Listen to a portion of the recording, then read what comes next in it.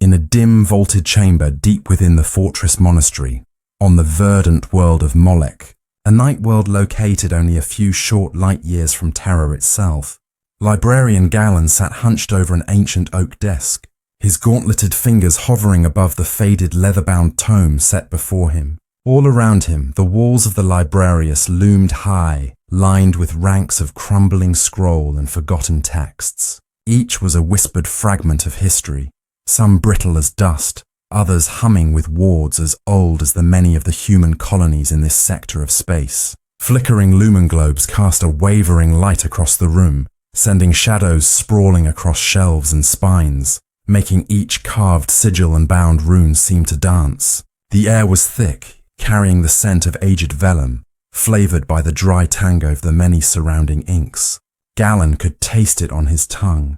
The slow aging of parchment mingled with the faint metallic edge of blood-red sealing wax, and the stale mineral tang of iron oxide from countless bindings.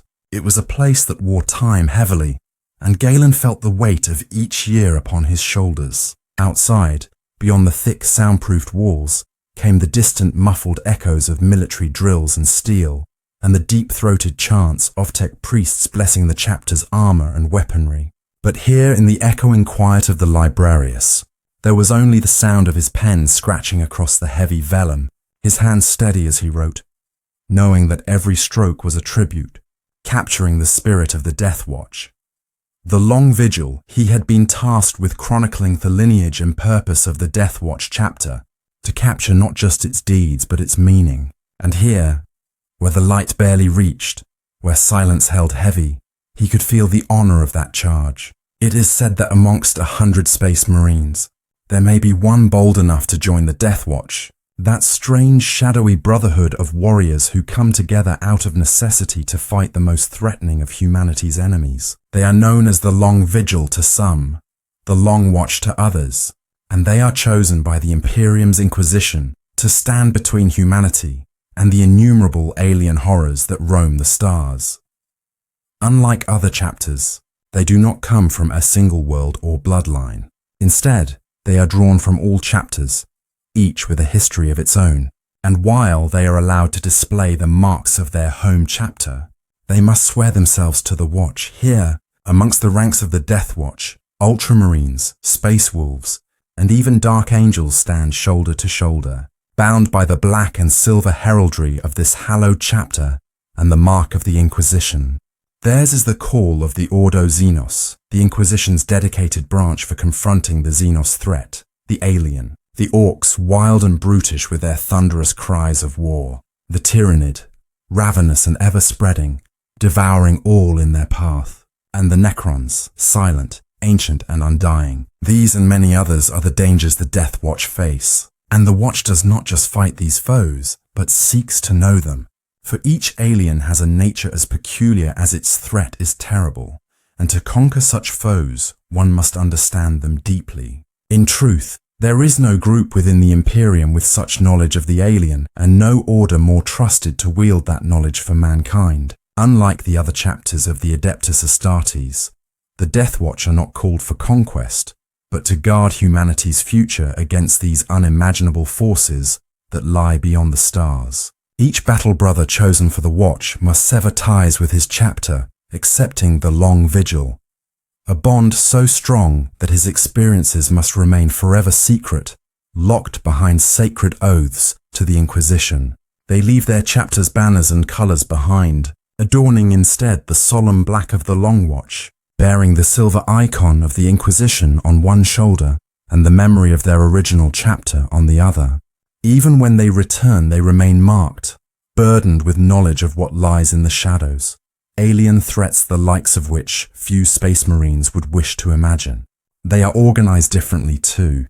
Deathwatch Marines are not deployed as entire companies or battalions, but as kill teams, small specialized squads, each formed with one purpose in mind and equipped with skills as varied as the aliens they face. If the danger proves too great, the Deathwatch may gather several kill teams to meet it head-on.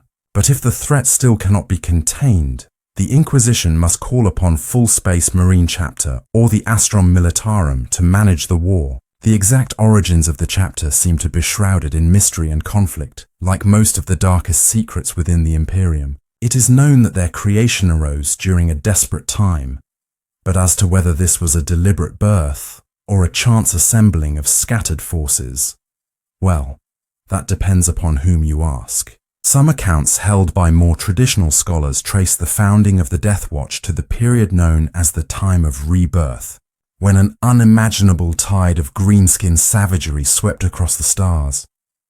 This was no ordinary orc horde. This was a storm of barbaric strength unmatched since the days of the Enor Crusade, led by a cunning and monstrous orc warlord known only as the Beast. The invasion battered its way through the Imperium's defenses and cast a grim shadow over Terra, the throne world itself. The Beast campaign was so immense, so destructive that only an unprecedented strategy could offer hope of salvation.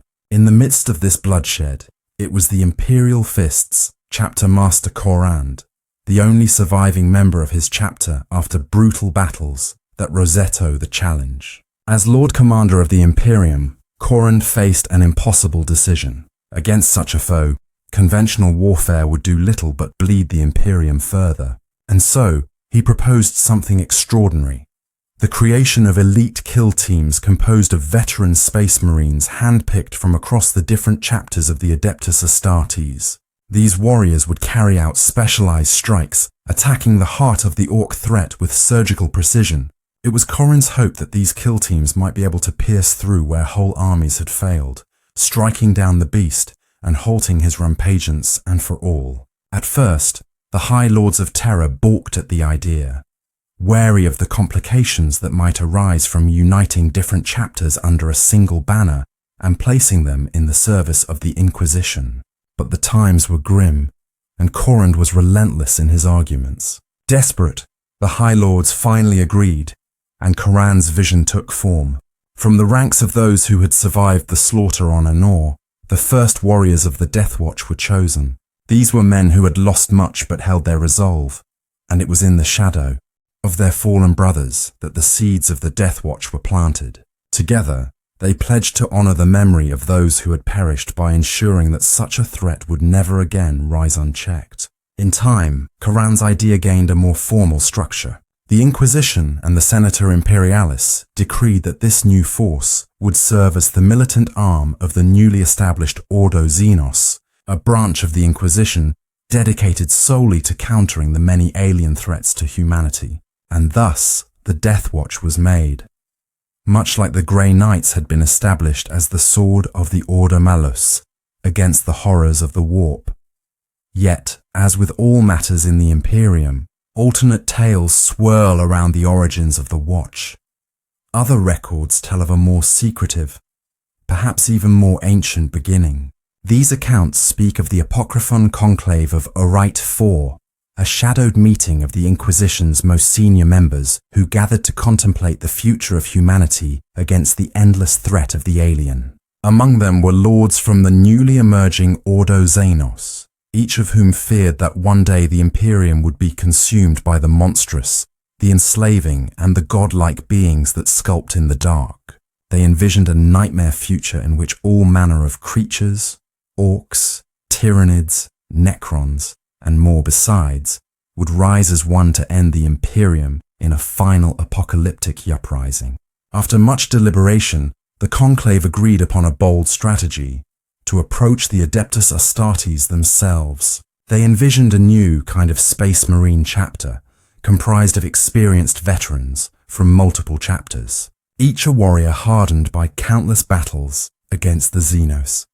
This chapter would not be like other Astartes, confined to a single world or bound by a singular tradition. Instead, they would operate as a network of watch stations and fortresses, ready to deploy at a moment's notice to counter any alien incursion. Their purpose would be singular: to guard humanity from the alien threat by any means necessary. A task deemed so vital that every major chapter was compelled to contribute its finest warriors to the cause. The conclave sent out messages across the galaxy, calling upon the chapter masters of the Adeptus Astartes to gather for a meeting that would shape the course of Imperial history. It was a rare event, for the Space Marine chapters were notoriously independent, each fiercely devoted to its own mission and honor. Yet the words of the Inquisitors resonated. They spoke of the great ravening Xenos that encircled humanity and the knowledge they had gathered of imminent threats. This conclave did not merely warn, it urged that the doom of mankind lay in unity against the alien, in standing together as a bulwark against extinction.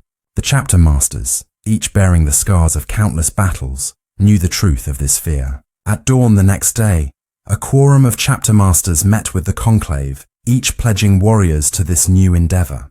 Together they swore a solemn oath. They would form a chapter unlike any other, comprised solely of veteran Astartes, adept at alien combat, and they would call this chapter the Deathwatch.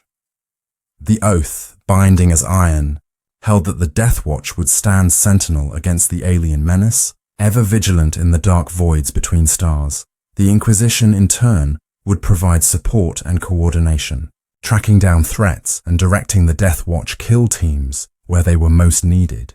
Thus, an alliance was forged between the Ordo Xenos and this new chapter, with each sworn to uphold the Long Vigil against the Xenos.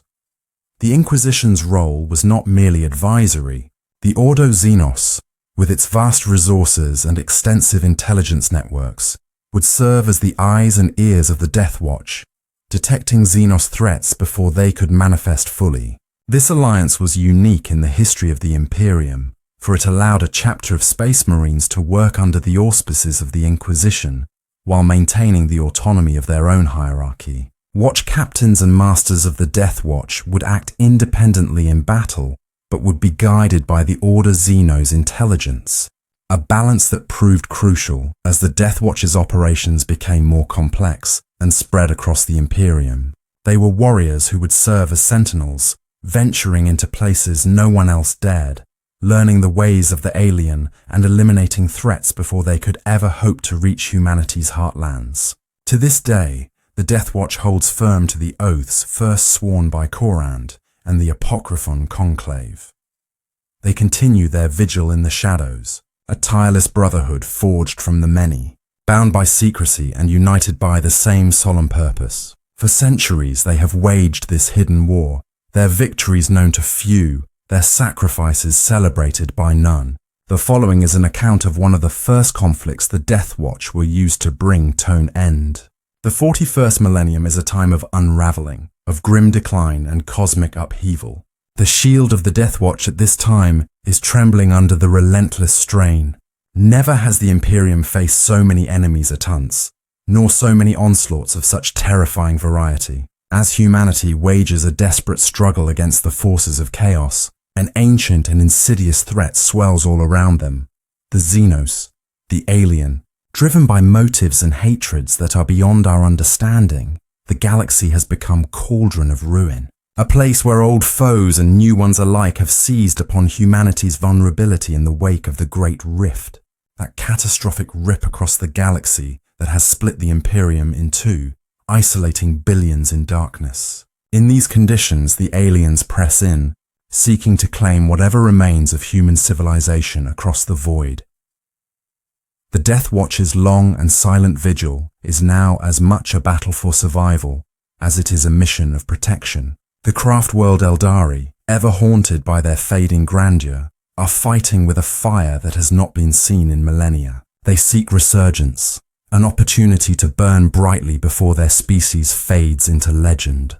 Their deadly cousins, the Drukhari of Comora, are equally ruthless, but with a far darker hunger. The Drukhari raid the Imperium in growing numbers, sweeping down upon worlds with a vicious glee, capturing entire populations as slaves, chattel for their dark pleasures. They strip once thriving worlds bare of sentient life, carrying their captives to Comorachto, feed an endless appetite for suffering that has come to define them. But these raids are hardly the Deathwatch's only worry. From the cold, starlit tombs beneath forgotten worlds, the Necron dynasty stir, their undying legions returning to life faster than even the Deathwatch can silence them. The Deathwatch strikes and burns these legions where it can, yet every destroyed Necron warrior seems only a temporary reprieve. When cut down, these beings simply reanimate, repaired, by hidden technologies that are beyond human understanding, and rise to fight again. More and more they appear in terrifying numbers, reawakening their ancient overlords, who seek to impose their order upon a galaxy that now churns with chaotic conflict. And while the Deathwatch might wish to commit all its forces to holding back these newly risen Xenos, the Orcs have also surged to new heights. These creatures, whose brutal wars often turn inwards as they fight each other, are now rallying under a terrible prophet of their own, Warlord Gazgkul Mag Uruk Thraka. This Orc, called Gazgkul, has managed the near impossible, uniting vast tribes and clans in a colossal green tide. This Orc-led crusade roars across the stars, promising to drown whole sectors of the Imperium under a storm of blood, tusk and iron. In every system they touch, the Orcs revel in combat, their numbers so immense that no defensive line seems able to hold against the endless, anarchic brutality of the Orcs. Even the Deathwatch must be cautious, for a lone kill team can do only so much to stem such a relentless flood. Further to the east, a different kind of alien expansion threatens humanity, the Toe Empire, a young and technologically adept faction that grows bolder with each passing year.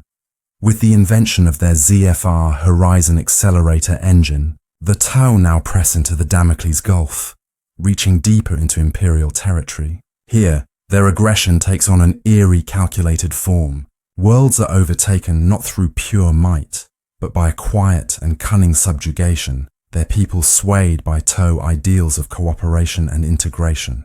Where the Orcs spread chaos and ruin, the Tau Empire moves with ambition, each advance bringing it closer to the heart of Imperial space. The Deathwatch is forced to intervene with swift strikes, halting Tau expansion wherever it can. Yet every world reclaimed a costly victory, a measure of human strength expended. And finally, lurking in the shadow of it all are the Tyranids, the great devourer. Their presence is like the creeping edge of a nightmare, a swarm that knows no end, driven by hunger so vast it defies understanding. These extragalactic bioships press ever inward, each splinter fleet moving with a purpose that is terrifyingly single-minded. Hive fleets, Behemoth and Kraken, spearhead the invasion, their rapacious tendrils spreading through the segmentum, stripping planets bare of all life and leaving only dead, barren worlds in their wake. They are a locust, a life-eroding force that seems to flood more and more of the universe. But of all the Tyranid horrors, it is Hive Fleet Leviathan that the Deathwatch fears most. This fleet, emerging from under the galactic core, threatens Segmentum Pacificus and even the Segmentum Solar, the very heart of human civilization. Every attempt to halt its advance drains the Imperium's strength, leaving the Deathwatch to wonder if even its elite kill teams can hope to contain this unending horror. It is a bleak age, and each standard year seems to tighten the noose around humanity's neck. As their quests for reinforcements grow more urgent, the Deathwatch calls upon the other chapters of the Adeptus Astartes to fulfill their ancient oaths, to volunteer warriors to the Long Vigil, so that they may continue their mission against the Xenos. Yet for all that the Deathwatch pleads, the tide flows both ways. Many chapters, recognizing the toll of these unending conflicts, formally request their warriors' release from the Deathwatch, hoping to bolster their own ranks in humanity's time of need. It is a difficult and often dishonorable plea, and yet the chapters know that each battle brother may be the difference between survival and extinction for their own worlds. In these dark times, the Deathwatch stands as a symbol of last resort. They know that each kill team deployed is a measure of strength held against the abyss, a hope that even if they cannot conquer every foe, they can at least buy humanity more time. Yet even their numbers are stretched to breaking, for every space marine is needed across every front, and the Deathwatch cannot be everywhere at once. Now we find ourselves at the Battle of Venna, the War of the Beast, and a battle of two halves. This history will provide some much-needed context behind the formation of the Deathwatch and how they were deployed in their first battle. At Anor Prime, The strength of the Imperium was tested to its very edge, held together by a coalition that was grand but fragile, as we will come to see. The first battle was overseen by Lord Commander Corand and Primarch Vulcan of the Salamanders. Yet even amid the greatness of this alliance, a shadow lingered.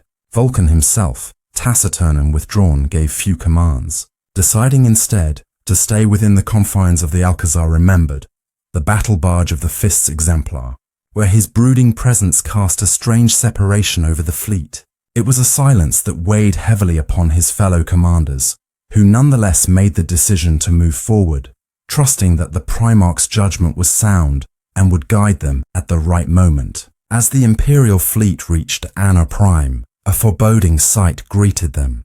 The entire world lay under the Orcs' brutish influence, a once barren planet now coated in layers of industrial ruin, ramshackle cities and barbaric urban sprawls. From orbit, the Imperium's initial attempts to soften the surface with orbital bombardment proved in vain. An impenetrable energy field, flickering with ghastly greens and pulsing like a living heart, encased much of the planet, deflecting even the most devastating of blasts. Anor had become an impregnable fortress, its defenses bolstered by countless missile silos and electromagnetic weapons that tore through the Mechanicus' first assault wave.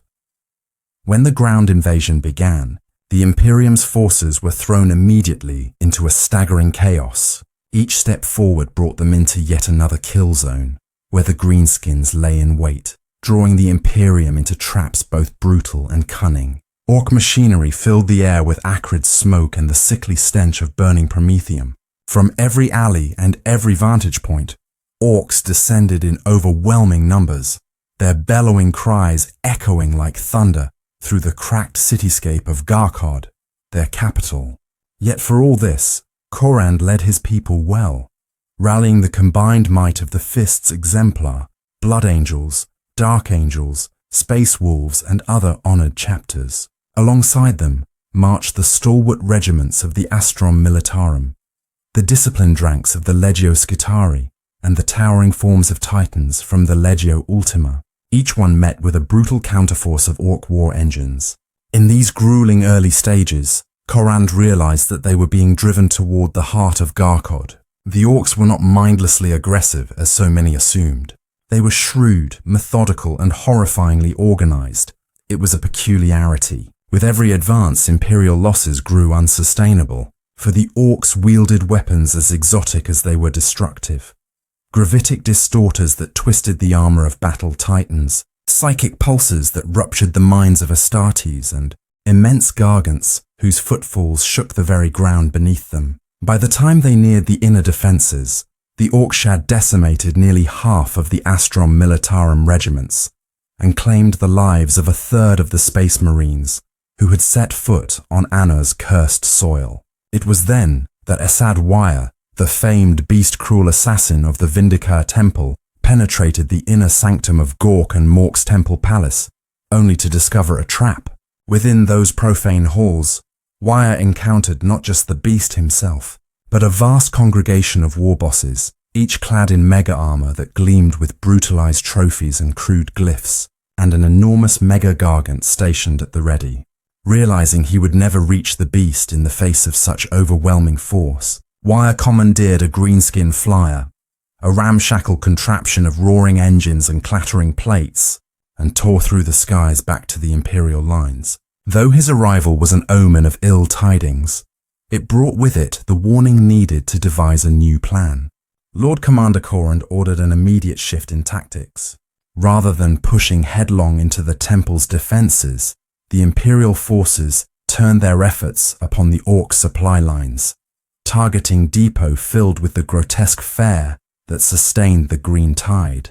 Already stretched thin, the Orcs had resorted to desperate measures to feed their endless hordes, devouring enslaved humans and even their own weaker kin. In striking these reserves, Corand intended to starve them out, drawing the beast himself into the open. And so it was that the attack on the food supplies achieved its purpose. Like a monstrous wave, Orcs poured from Garkod in fury, an unending wall of flesh, iron and raw energy. The rumble of their advance shook the ground, while gargants of staggering proportions clashed with the Legio Ultima Titans, the force of their weapons cracking the air and hurling debar like shrapnel among the Imperial ranks. Engineers worked frantically to assemble a massive ordinatus, a weapon improvised from the remnants of a fallen capital Imperialis, and a plasma accelerator salvaged from a downed starship.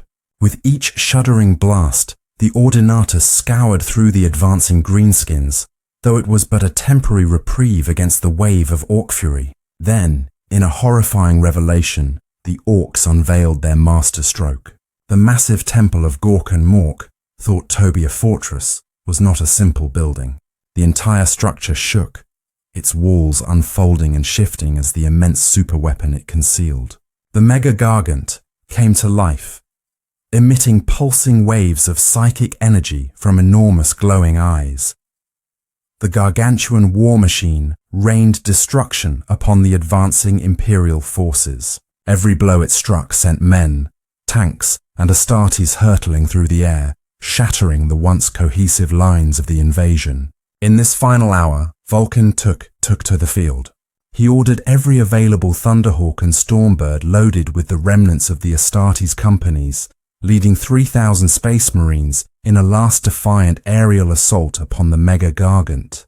They breached the outer hull of the Orc superweapon, entering a chaotic inferno of clanking machinery and relentless Orc stompers. Fighting through smoke and flame, the Astartes cut their way toward the central chamber, each step bringing them closer to the beast. At last, within the bowels of the Mega Gargant, Vulcan and his warriors reached a sanctum dominated by a towering idol of an Orc. Its metal form loomed over them, silent and motionless until with a dreadful roar it moved. There, clad in a suit of mega armor that seemed to rival a battle titan, stood the beast, the architect of this nightmare. In those final moments, the beast had killed the Crimson Fist's chapter masters Kandra and Odenathus, and now Vulcan faced him alone. Holding nothing back, the beast laughed, a guttural hateful sound, and imperfect Gothic mocked the Imperium's fall, the final doom of humanity he so gleefully wrought. But Vulcan charged, his warhammer held aloft, meeting the beast in a titanic clash. Around them, power conduits and generators sparked and flared, charged with the unholy energies. The battle shook the chamber as the two giants grappled, each strike echoing like thunder. The beast's strength was terrifying, his armor impervious to all but the Primarch's blows. But Vulcan knew that to kill the beast, he must sacrifice himself. Seeing the Primarch's intent to sacrifice his life, Korand ordered a tactical withdrawal. Upon every reserve of his strength and fury, Vulcan struck the Orc, driving his hammer into the beast and detonating the power generator of the structure they were in, unleashing a catastrophic explosion that obliterated the Mega Gargant in a blaze of incandescent light. When the smoke and dust cleared, there was seemingly nothing left of Vulcan or the beast. The temple lay in ruins, and with their war boss slain, the morale of the Orcs shattered. The surviving Imperial forces pulled back, their bodies and spirits battered, carrying the weight of both victory and profound loss. The journey back to Terra Wassalam, for they had won a victory, yet it had cost them a legend. And as the fleet drew near, the void carried with it a chilling echo, an Orcish chant broadcast across every Imperial channel.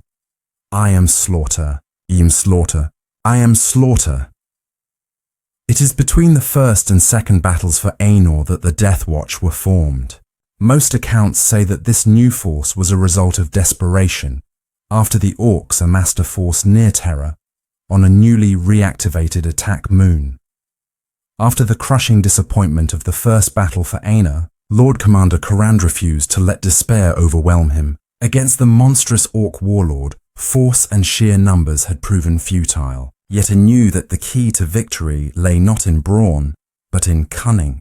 Now that the beast's forces were supported by strange energies and a raw psychic power embedded in the Orc race itself, manifesting in their formidable psychers, the Imperium needed a new tactic to counter this. Korand sought an unorthodox and risky solution, one that would turn the Greenskins' own powers against them. As Coran pondered his next move, the inquisitorial representative Veritas, a figure known for his cryptic knowledge of ancient lore, came forward with a suggestion. Veritas spoke of the Sisters of Silence, a warrior order long thought lost to time, exiled to the cold edges of the galaxy. They were null maidens, pariahs, women born with the rare gift to disrupt psychic energy. Once protectors of the Imperium, they had served alongside the Emperor during the ancient Great Crusade. The presence of these sisters was a direct silence to psychers, stifling their abilities and reducing them to vulnerable, helpless creatures in the face of the pariah effect. Veritas claimed that he knew the location of the last bastion of these sisters on the remote world of Neres. Coran took this lead with the utmost urgency. He journeyed across the Segmentum Pacificus to the planet Neres, arriving to find the sisters besieged by Orc forces, who, driven by their crude instinct, had somehow come to fear the Psyker killers. Coran's forces fought unrelentingly to break the siege, and finally they reached the sisters' hidden fortress. But when he met with their leader, he found her and her warriors less than eager to lend their aid. The sisterhood had been cast out by the Imperium they had once defended, and their loyalty to the Emperor remained strong, but tempered by bitterness toward the now corrupt empire they had once protected. Fiercely independent, the sisters saw little reason to return to the aid of an Imperium that had forsaken them. In response, Coran revealed the blessing of the Primarch Vulcan himself, a rare honor that demonstrated the righteousness of his mission. The name of Vulcan stirred something within the sisterhood's leader, and at last she relented. With their aid, Coran devised a plan both daring and dangerous.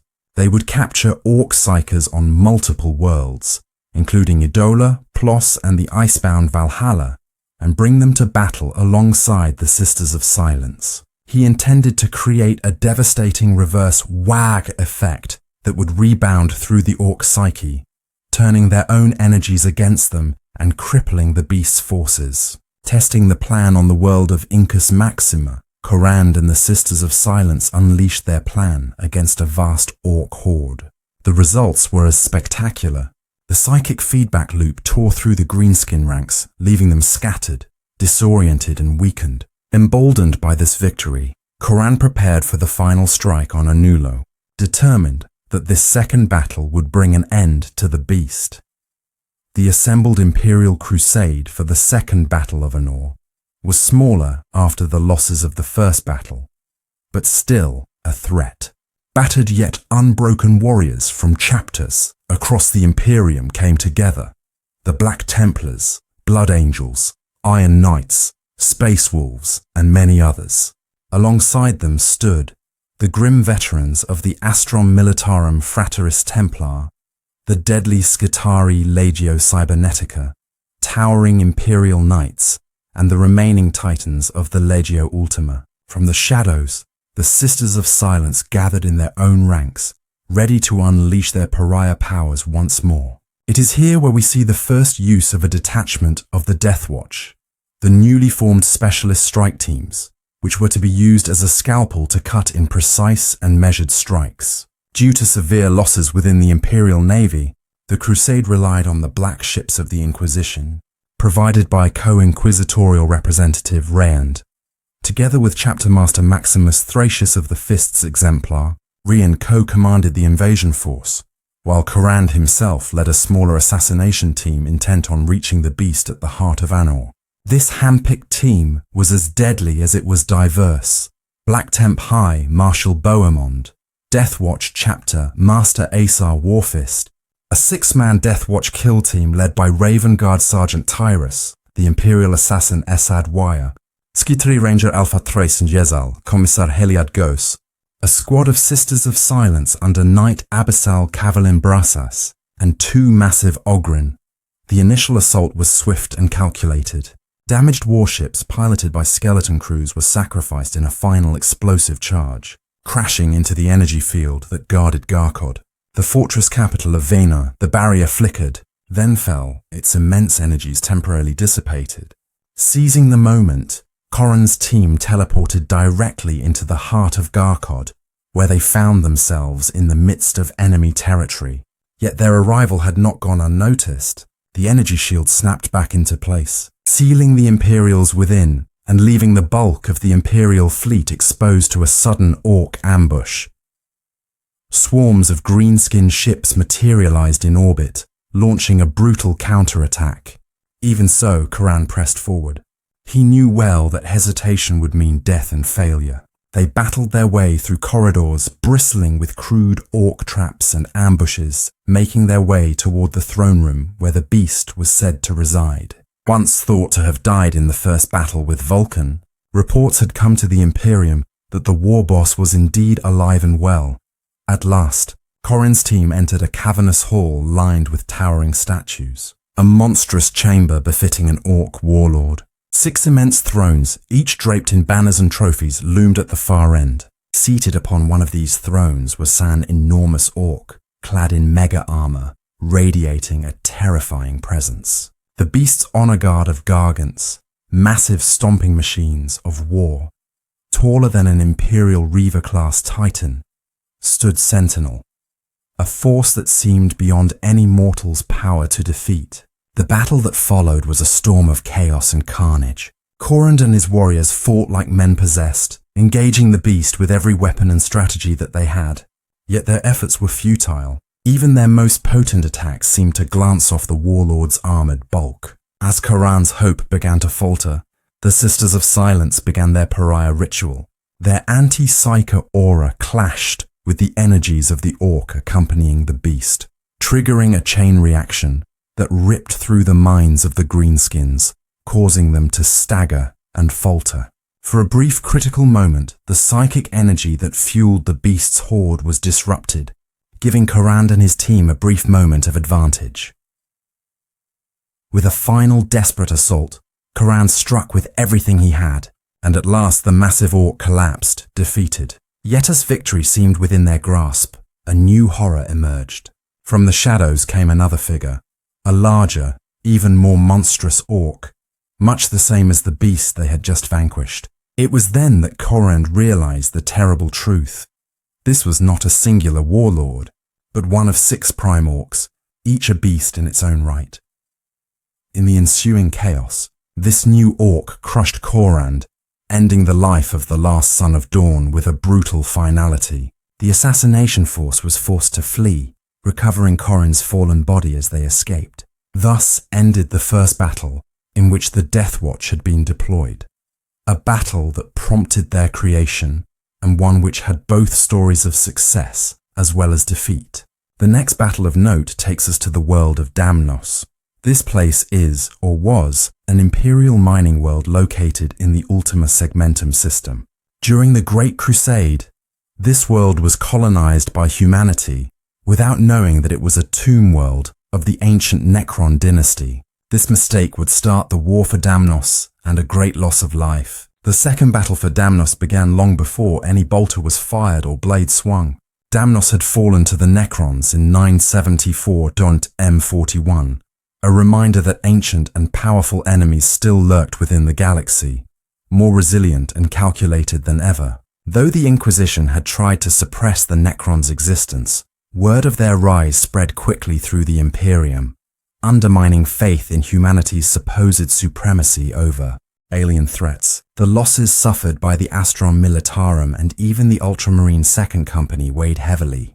They cast a shadow over the proud warriors who had tasted defeat and lived to bear the shame. As whispers of the Damnos incident made their way to Terra, the High Lords and the Fabricator General of Mars could no longer ignore the threat. In an unprecedented order, they demanded that the Ultramarines return to Damnos to reclaim what had been lost and to banish the Necrons from Imperial space once and for all. The command was direct and final. The honor of the Ultramarines and indeed the security of the Imperium demanded victory. But Chapter Master Marneus Calgar knew that this battle would be an uphill fight with many losses. 25 standard years after the defeat of the first battle, a Deathwatch strike team led by Squad Lazarius arrived on Macragge to deliver the decree to Calgar himself. The Chapter Master accepted the order, though his experience warned him of the price that would be paid. In the years since the initial battle, The Necrons had likely grown in strength, rousing more of their ancient forces from their long slumber. His mind weighed the cost, the deaths that would surely follow, the potential loss of hundreds of Astartes. But Calgar knew that the task was his duty. The pride of the Ultramarines demanded that they confront the horrors of Damnos once again. Calgar rallied the warriors of the 1st, 2nd, 3rd, 5th, 6th, and elements of the 7th, 10th companies, assembling over 500 Ultramarines in preparation for war. Among them was Captain Sicarius, whose failure on Damnos had haunted him ever since. Determined to reclaim the world he had once lost, Sicarius trained as though possessed, his every move laced with a determined resolve. Before long, he was a force of grim focus, his mind fixated on the redemption of the Ultramarines. As the fleet prepared for departure, the Deathwatch Sergeant Davin Imka, a figure from Sicarius's past, presented the captain with a rare vortex grenade, a weapon capable of banishing its target to the warp itself. The gift was a token of friendship and a powerful tool for Sicarius to wield in his quest to reclaim Damnos. Imka's gesture spoke volumes, for both warriors knew that the path ahead would be treacherous, a crucible through which few might survive. The journey to Damnos was not an easy one. It required Calgar to employ every tactic and misdirection in his considerable arsenal. Necron forces were present in the system, ever watchful for the arrival of Imperial forces. But by the time the Xenos detected the Ultramarine warships, it was too late. The Astartes were already within striking distance. Calgar wasted no time, deploying the first wave of drop pods to serve as decoys. Unmanned but serving their purpose of drawing fire from the Necron Gauss pylons that guarded the surface. As those blazing metal capsules plunged through These's skies of Damnos, the true strike force prepared to follow. The second wave carried the real payload. Drop pods bearing hundreds of Space Marines, their bright blue armor a stark contrast against Damnos's bleak and frozen wasteland. Streaked through the atmosphere, accompanying them were several hardened Astrum Militarum regiments, brave soldiers with a determination forged from decades of service to the Emperor. Their mission was clear: penetrate the Necron tomb complexes and disable the power grids sustaining the alien constructs. Once on the ground, the Imperial forces were met by an unrelenting Necron counterattack. Gauss beams flared, rending the air with eerie green light as they carved through flesh, armor, and rock alike. The Necron legions moved with cold robotic precision, their ranks guided by an alien intelligence that seemed to anticipate every maneuver. Despite their numbers and firepower, the Ultramarines found themselves outmatched by an enemy that could seemingly shrug off death itself. Every fallen Necron reassembled and rejoined the fight. Among the towering Necron monoliths and pylons lay the Tesseract Vault, a massive floating prison that Calgar soon realized was the source of the Necron strength. Inside the vault was a shard of Igaia, the World Shaper, an ancient Cetan entity of terrible power. The vault projected an energy shield across the tomb complex, repelling every plasma blast and melter charge the Ultramarines fired. Calgar knew that as long as the shield held, their assault would be futile. Realizing that only an unexpected tactic would break the stalemate, Calgar enacted a desperate gambit. Charging through the Necron lines, he reached the base of a Gauss pylon that had malfunctioned, and with the strength of a Primarch's heir, forced the war engine's crescent beam toward the Tesseract Vault. In a blinding flash, the energy shield collapsed, exposing the vault's inner structure. Rupture! The ancient prison shattered, unleashing the Cetan within, a radiant cruciform of light, its form still crackling with the remnants of its containment field. The release of the World Shaper was cataclysmic. The Cetan roared, a cry that reverberated across the frozen landscape, throwing both Necron and Ultramarine alike to the ground. The very crust of Damnos groaned under the entity's power as it unleashed its wrath upon its Necron captors, the earth reshaping and warping under its control. Its first victim was the Necron overlord known as the Undying, whose retreat to his subterranean throne was abruptly halted as the Cetan crushed him with a titanic fist of stone. Far below, Squad Lazarius of the Deathwatch had reached the Undying sarcophagus, They watched as the Overlord phased back into existence before them, hoping to escape the carnage above. But he found no sanctuary. The Deathwatch had sabotaged his revivification engines with melter charges and entropic destabilizers. With clinical efficiency, they detonated their devices, reducing the Overlord to atoms, ensuring he would not rise again. On the surface, the Necron forces faltered without their leader's command, and the Ultramarines pressed their advantage. Yet the unleashed Citan, free from its prison, had become a new threat, raging against any who dared stand before it. As Sicarius fought his way through the Necron ranks, he faced a Lord of the Flayed Ones, a gruesome enemy adorned in the flayed skins of its victims. In a final act of grit and force, Sicarius drove his power sword through the creature's metallic torso, finishing it. In that moment, he unclipped the vortex grenade Imka had given him. He hurled it at the towering figure of the World Shaper. The grenade detonated, creating a spiraling vortex of energy that dragged the Citan piece by piece into the warp. As the vortex winked out, Sicarius felt a long-held weight lift from his soul, the redemption of Damnos now secured. Over the next few days, the Imperial forces hunted down and destroyed the remaining Necron constructs, under the guidance and knowledge of the Deathwatch. Tomb complexes were collapsed or destroyed, their alien technology rendered inert. The victory was hard won. In the end, the citizens of Damnos returned to a world reclaimed from darkness, ready to rebuild in the Emperor's name. And for Sicarius, Calgar, and the Ultramarines, the Second Battle of Damnos would forever be a reminder, a story of redemption. With these battles, we can see both the formation of the Watch and the Imperium's need for it. Now we will move on to the culture and practices of the Watch itself, and learn how the members are trained and prepared for their vigil. As we've seen, this station is known as the Long Vigil. This duty requires each Space Marine selected to temporarily leave his chapter and join a brotherhood that is hand-picked from the most elite and battle-hardened warriors of the Adeptus Astartes. Yet while each Marine departs for his service with the Deathwatch after having performed the necessary ceremony and reverent farewell, he also steps into a life full of experiences and knowledge that are bound by strict oaths of silence.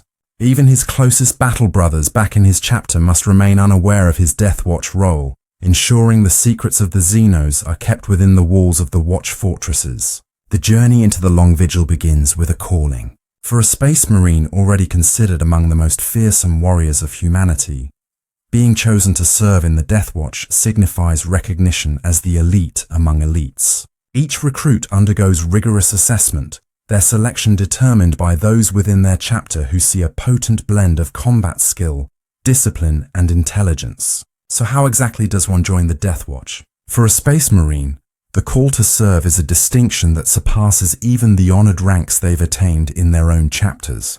In the galaxy-spanning ranks of the Adeptus Astartes, the Deathwatch is considered the pinnacle of specialization, the elite among the elite, a force dedicated solely to the eradication of the Xenos. Unlike other chapters that draw recruits from particular worlds or rely on carefully maintained genetic legacies, the Deathwatch is a brotherhood formed from only the finest warriors across many chapters. Each Deathwatch Marine has already proven himself a master of combat, and his valor has caught the eye of his superiors. The path to joining the Deathwatch is rigorous, and only those with a history of distinguished combat against the alien menace are even considered. It is the Marines Company captain who first takes notice of his prowess, observing his skill against alien foes on distant battlefields. The chaplain of the company weighs the purity of his spirit, evaluating his loyalty to the Emperor and his willingness to endure the grueling duty of the Long Vigil. Finally, the apothecary of the chapter attests to his physical resilience and genetic soundness, confirming that he is capable of enduring the challenges that Deathwatch service entails. Only when all three have given their recommendation does the chapter master make the ultimate decision, sealing the battle brother's fate with an approving nod. Once chosen, a Space Marine's destiny takes a turn. Most chapters mark his departure with a ceremony steeped in reverence and silent farewells. The Ultramarines assemble as many of the company as possible, saluting their brother as he boards the black old Thunderhawk that will carry him into his new life. The Dark Angels send their brethren forth under an oath of silence, reminding him that the secrets he gains in the Deathwatch must never be shared. Regardless of chapter, it is a moment of gravity. There is an unspoken understanding that the battle brother may never return. To honor his likely fate, his armor is painted black, with the chapter's own insignia retained only on a single shoulder pauldron, a reminder of his origins amid his transformation. Arrival at the Deathwatch Watch Fortress marks the beginning of a new life, one that reshapes even the most hardened Astartes. The fortress is an austere place, each hall lined with relics and records chronicling centuries of conflict against alien foes. Here the newly arrived Marine begins a rigorous regimen of training and hypno-indoctrination. No matter how many Xenos he has encountered in his past battles, he will come to realize that his knowledge barely scratches the surface. Thousands of alien species haunt the galaxy, and each one is catalogued in the annals of the Deathwatch. Through relentless indoctrination, the Marine's subconscious is imprinted with insights into these creatures. Alien anatomies, weaknesses, and behavioral traits rise unbidden to his mind in battle, enabling him to strike with deadly precision even against foes he has never personally encountered. When training is complete, the Deathwatch Marine sets aside whatever rank or title he once held within his chapter. In the Deathwatch, the kill team is the basic unit of operation, composed of warriors from across different chapters. Kill teams are assembled based on each Marine's distinct expertise. The Marines must quickly adapt to their new comrades, overcoming differences in doctrine and combat style. While tensions sometimes arise, the shared commitment to the Long Vigil forges bonds that rival even the closeness of their home chapters. The demanding environment, full of encounters against the deadliest Xenos threats, tempers these bonds and generally helps to overcome any differences that might exist between members of varying Marine chapters. Yet this friction is deliberately forged to strength. Under the crucible of Deathwatch service, a kill team becomes an unparalleled weapon. Its members learn to trust each other's abilities implicitly, creating bonds of loyalty that rival those of their own chapters.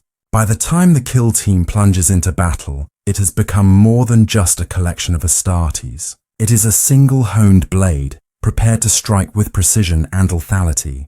The nature of the Deathwatch's mission demands versatility and ingenuity. As the Chamber Militant of the Ordo Xenos, the Deathwatch's primary role is the extermination of dangerous Xenos species encountered by the Imperium. But their responsibilities go beyond simple eradication. Deathwatch Marines are also tasked with the study and containment of any alien devices and artifacts. Sometimes they must use the very weapons of the alien against them, a necessity that requires intense caution and oversight. For such actions are perilous in both the physical and ideological sense. A Deathwatch kill team might capture a Cetan phase sword from a Necron tomb world, or utilize Xeno's weaponry in order to dismantle its creators, but only under the strict advisement of both the Ordo Xenos and the Adeptus Mechanicus. This mandate requires the Deathwatch to draw from across the Imperium's chapters, and not all are willing participants. Certain chapters, such as the Black Templars and the Dark Angels, are famously suspicious of the Inquisition, viewing its influence as a potential corruption of the Adeptus Astartes autonomy. The Iron Hands, Blood Angels and Space Wolves similarly maintain a weary relationship with the Inquisition, often finding their service in the Deathwatch a bitter duty rather than an honor. Yet tradition and ancient oaths to the Emperor bind them to contribute warriors to the Long Vigil, regardless of their personal reservations. Other chapters, such as the Ultramarines, Crimson Fists, and Imperial Fists, embrace the alliance more willingly, respecting the Deathwatch's mission and contributing recruits with fewer objections. Once inducted, these Marines commit themselves wholly to the Deathwatch's purpose. Though their philosophies, combat doctrines, and personal rituals may vary, they are bound together by a shared dedication to the Emperor and a fierce hatred of the Xenos. At the end of a Deathwatch Marine service, he may be permitted to return to his chapter, bearing new scars and a mind burdened with secrets that will die with him. Yet for many, the Long Vigil becomes a calling too deep to abandon. Some remain indefinitely within the Deathwatch, joining the ranks of the watch captains and specialists, their lives defined by this eternal war. Whether they return or stay, each Marine who has served in the Deathwatch is changed, marked by a journey that few can understand and fewer still will ever know. The secrecy surrounding Deathwatch service is absolute, maintained by both tradition and the watchful oversight of the Ordo Xenos.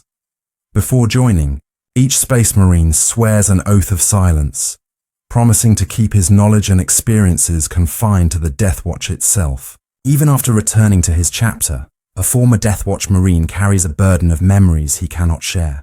This policy ensures that the intelligence gathered on the Xeno threats remains with the Deathwatch, safeguarding knowledge that could cause widespread fear or even treasonous curiosity if exposed to the general Imperium. Thus, a former Deathwatch Marine becomes a walking vault of forbidden knowledge, his silence both a shield for the Imperium and a testament to their loyalty. The Long Vigil, while temporary, marks each Marine indelibly. In many cases, a Marine returns to his chapter subtly altered, his perspective broadened and his resolve tempered. While he may resume his place among his chapter, his newfound insights into the alien menace, those he can never speak of, stay with him. Serving in the Deathwatch is Thusa rite that few will undertake. Yet those who do gain a place among humanity's hidden sentinels, the shield that holds back the alien tide. Let now turn our attention to the structure of a watch fortress. These constructs are bastions in the depths of space, isolated but connected to a galaxy-wide network of other Deathwatch installations. Each watch fortress is more than a simple base of operations. It is a sentinel dedicated to observing, intercepting, and eradicating alien threats before they reach the Imperium's heart.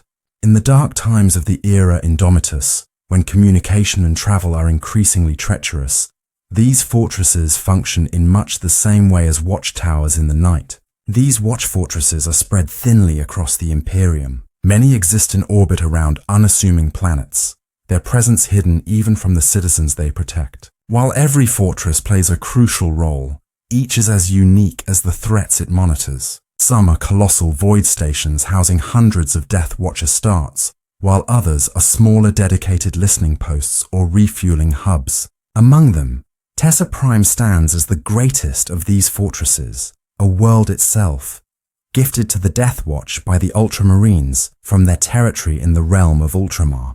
Tessa Prime served for many centuries as the primary training hub for Deathwatch forces, until the formation of the Great Rift cut off much of the galaxy. Now fortresses like Prefects Verus and Fort Excalibur shoulder the burden of training and coordinating the forces required to guard the Imperium Nearless. Within their walls you will find hubs of activity and training.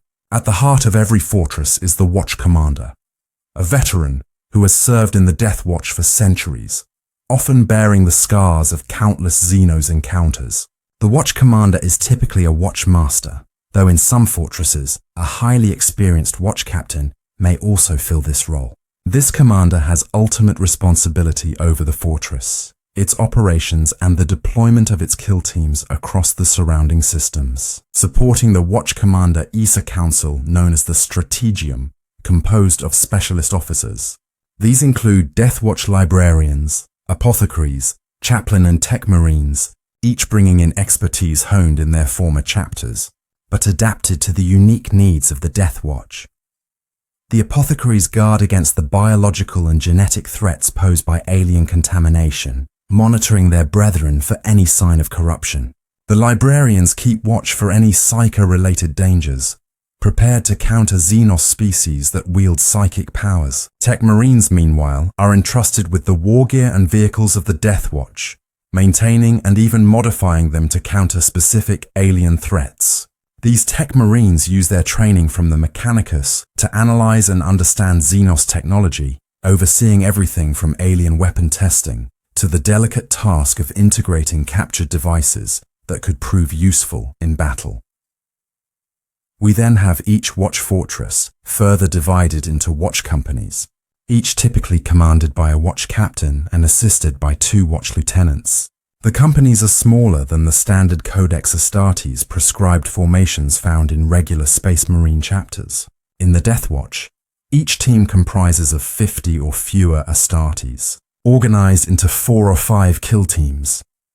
Each watch company has its own distinct markings, black and red patterns on greaves or shoulder guards that identify the Marines belonging to it, lending a sense of identity within the otherwise uniform Deathwatch colors. These companies are not static. In times of intense alien threat, they can be restructured and specialized to combat specific foes, and battle brothers may even be transferred from one kill team to another, depending on their expertise and the mission requirements. The kill teams themselves are the heart of the Deathwatch's fighting power, each one tailored for particular missions. Not all kill teams are ever exactly the same. Some are comprised of Marines from different chapters, equipped with a blend of tactical dreadnought armor, assault bikes, or jump packs. Others are assembled with specific roles in mind. For example, a kill team tasked with battling Tyrannid swarms might consist of Marines specialized in close-quarters combat, while a team assigned to hunt Eldar Psykers would rely on a librarian's skills and the pariah presence of nulls if available. Flexibility is key, as the Deathwatch faces foes as varied as the galaxy itself. When assembled under the codified Aquila designation, kill teams are configured with a broad array of skills and weapons, able to adapt to any foe. The Primaris Fortis kill team configuration, a newer addition in the era Indomitus, is particularly effective for handling unknown enemies and large-scale threats. With versatile roles that can shift between heavy weaponry and close combat dominance depending on what the mission demands. This adaptability means that a single kill team can confront multiple types of Xenos across a variety of environments, making them far more dangerous than even an entire company of conventional Marines deployed without such specialized knowledge.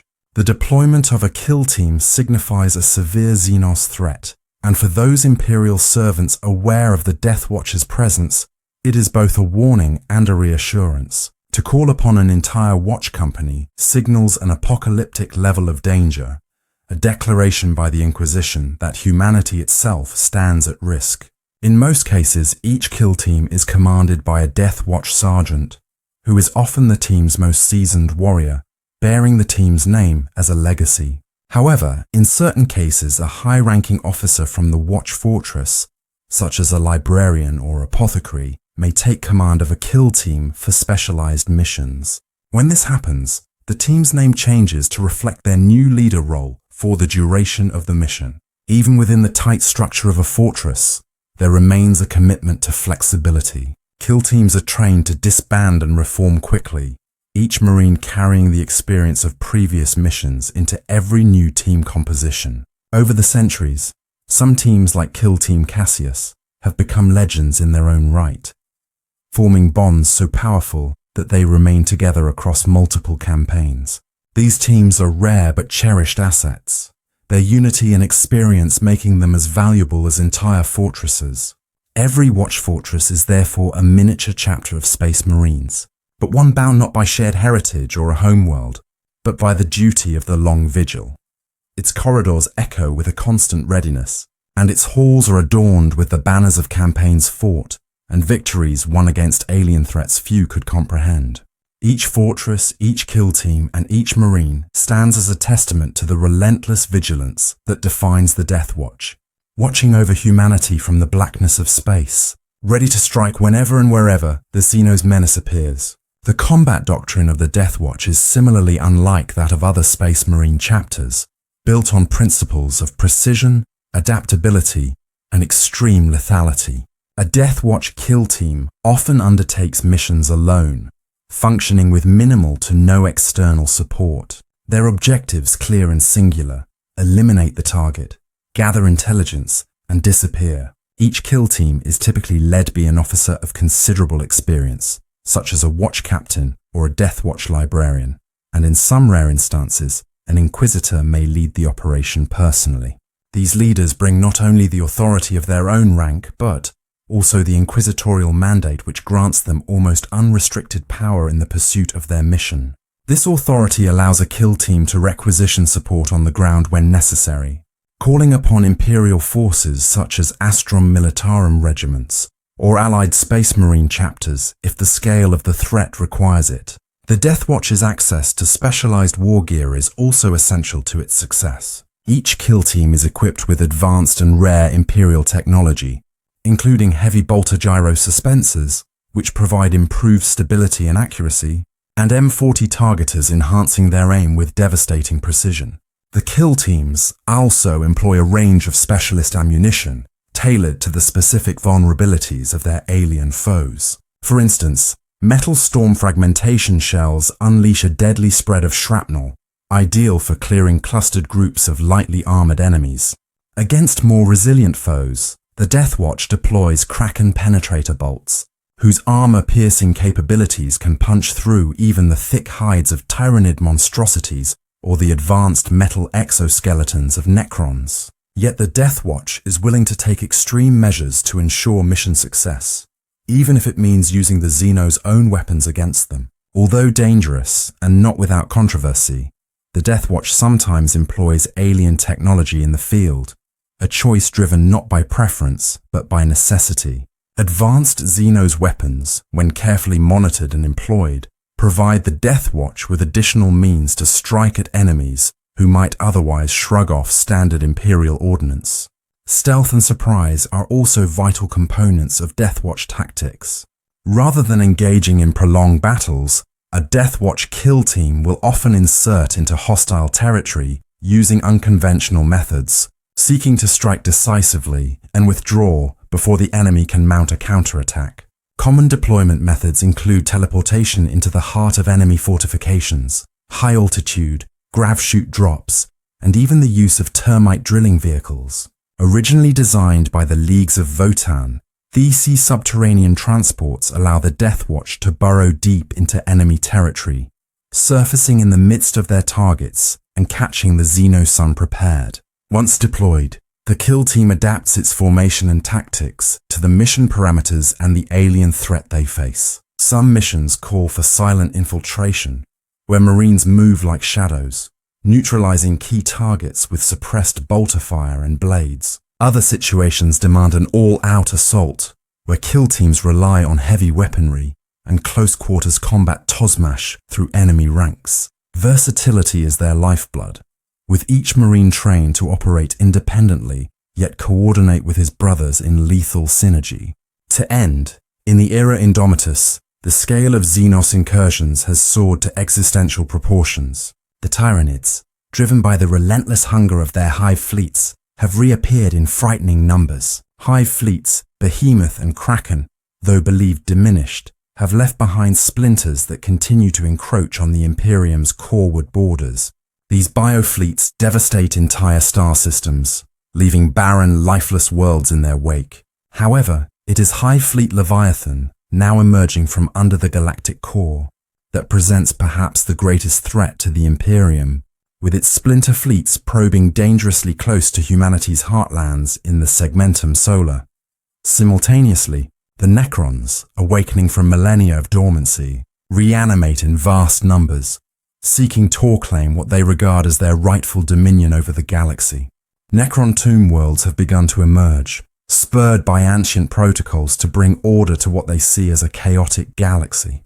These undying legions, equipped with advanced weaponry and a strong resolve, present a particular challenge to the Deathwatch.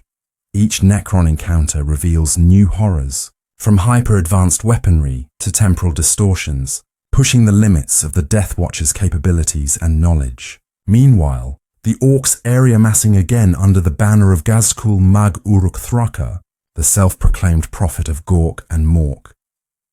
His unrelenting horde gathers Orc clans from across the galaxy in a wave of violence that threatens to overwhelm entire sectors. This green tide, driven by primal fury and brutal ingenuity, tests even the Deathwatch's elite kill teams, who must employ precise strikes against Orc leadership and infrastructure to prevent full-scale planetary invasion. As these threats swell, the Deathwatch finds itself outmatched in manpower, forced to call upon the wider Adeptus Astartes for reinforcements. Ancient oaths bind the Space Marine chapters to provide warriors for the Long Vigil, but these calls have become increasingly frequent. The Deathwatch's pleas for Idar are met by chapters stretched thin by their own battles and by the demands of the ongoing Indomitus Crusade led by Robert Gilliman. As a result, the Deathwatch has relied heavily on Primaris Marines and New Forties kill teams, utilizing their enhanced resilience and adaptability to bolster their dwindling ranks. However, this influx of new blood is not without cost. The Primaris Marines' inexperience with Deathwatch traditions and some initial mistrust from veteran Space Marines has led to friction within the ranks. Though their strength is undeniable, their limited experience in fighting certain Xenos foes adds a layer of tension to kill teams that once prided themselves on a deep, specialized knowledge of their enemies. Even as the Deathwatch continues to request reinforcements, an opposite trend has developed, one that further complicates its mission. Many chapters, struggling with their own dwindling numbers and pressured by the demands of the Great Rift and its associated dangers, have begun to recall their members from the Deathwatch. These requests, formalized through astropath communiques, plead for the release of their veterans back to their parent chapters, despite the potential damage to their honor and the sacred oaths of the Long Vigil. For chapters like the Dark Angels, Blood Angels and Iron Hands, whose trust in the Inquisition and the Deathwatch has always been tenuous, these requests are more than practical. They reflect a fundamental skepticism of the Inquisition's influence over the Adeptus Astartes. These chapters argue that they are already stretched too thin, defending their home sectors and hunting their own existential foes, to sacrifice their best and brightest indefinitely to a cause that, while noble seems an inquisitorial venture, is a test of loyalty that some chapters struggle to meet. Radical inquisitors have even been known to exploit these divisions, leveraging promises of support to specific chapters in exchange for the continued service of their brethren in the Deathwatch.